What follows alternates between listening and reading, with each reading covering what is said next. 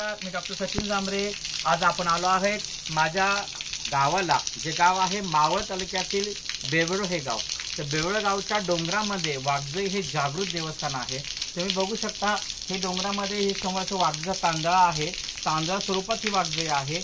असं म्हणतात की जेव्हा पांडव इथं आले होते, तेव्हा पांडव आल्यानंतर पांडवांनी हे डोंगरामध्ये कोरलेली गुहेसारखं आहे आणि गुहेच्या एका कोपऱ्याला हे वाघजेचं मंदिर आहे आणि हा तांदळा इथं आहे। तुम्ही बघू शकता, हे बघा, हे असं डोंगरामध्ये कोरलेलं आहे, पूर्णपणे कोरलेलं आहे। इथं असं आता पाऊस चालू आहे, पावसामध्ये असं वरतून पाणी वगैरे येतं आणि तुम्ही हे बघू शकता, इथे एक स्वयंभू असं पाण्याचं रांजण आहे। हे रांजण जवळ एक 10-15 फूट खोल आहे आणि तुम्ही बघू शकता याच्यामध्ये एकदम खोल असं हे पाणी बघा आणि अक्षरशः एकदम सुंदर पाणी आहे आणि पिण्यासारखं पाणी आहे। आणि ह्या पाण्याचं जो स्रोत आहे तो पूर्ण ह्या डोंगरातून मध्यभागी येतोय। हे बघा, अशी कोरलेली गुहा आहे, तिथून ते पाणी येते आणि हे पाणी इतकं स्वच्छ आहे ना, एकदम पिण्यासारखं पाणी आहे।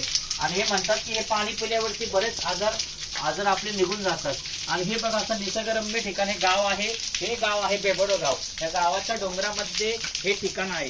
असं म्हणतात की हे ठिकाण जे आहे किंवा हे डोंगरामध्ये जे कोरलेलं काम आहे, हे कोरलेलं काम जे आहे, हे कोरलेलं काम पांडवांनी कोरलेलं आहे। जेव्हा पांडव अज्ञातवासामध्ये होते, तेव्हा जे कारलेला जे चालले होते, तेव्हा येते ह्या गावामध्ये ह्या डोंगरामध्ये वास्तव केलं, अशा आख्यायिका आहेत। आणि इथे बघू शकता तुम्ही, या डोंगरामध्ये पूर्ण गुहेसारखं कोरलेलं आहे आणि ह्या कोरलेल्या गुहेमध्ये हे वाघजेचं असं जागृत ठिकाण आहे आणि हे नवसाला पावणारी देवी आहे।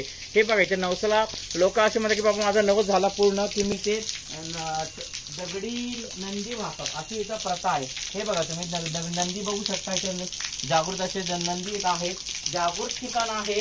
इथं नवसाला पावन झालं किंवा नवस पूर्ण झाल्यावर भक्त लोक असे इथे नंदी वाहतात।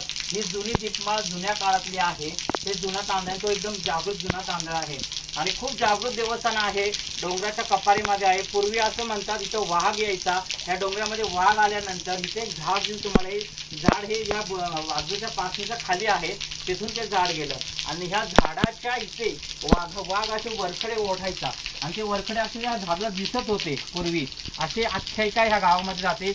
अत्यंत रमणीय आणि निसर्गरम्य आणि खूप जागृत देवस्थान हे आहे। असं म्हणतात की गावामध्ये भैरवनाथाचं ग्रामदेवता आहे। भैरवनाथाच्या इथे शेजारी त्याच्या उजव्या हाताला हे मंदिर शेजारी होतं। तिथं काहीतरी गावामध्ये शिवताशिव झाली किंवा तिला विटा चंडा झाला, तर ती भक्ताच्या स्वप्नामध्ये गेली, जे गुरु होते त्यांच्या स्वप्नात गेले आणि ती म्हणाली की मी डोंगरामध्ये वरती गेले, मला इथं शिवताशिव होते आणि तेव्हापासून हे मंदिर इथं आलं आणि तेव्हापासून तांदळा आहे। खूप जवळजवळ पांडवकालीन हे जागृत ठिकाण आहे। तुम्ही कधी ह्या ठिकाणी मावळामध्ये जर तुम्ही पवना डॅमला फिरायला गेले तर अवश्य या डोंगरामध्ये या आणि या जागृत ठिकाणाला अवश्य भेट द्या। हे पाणी सुद्धा 6 महिने हे पाणी राहतं, 6 महिन्याचं पाणी कमी होतं आणि पावसाचं आलं की परत पाणी पडतं। हे बघा, तुम्ही पाणी बघता, हे पाणी कंटिन्यू असं चालू असतं। असं जागृत निसर्गरम्य ठिकाण आहे। धन्यवाद। श्री स्वामी समर्थ। आता परफेक्ट।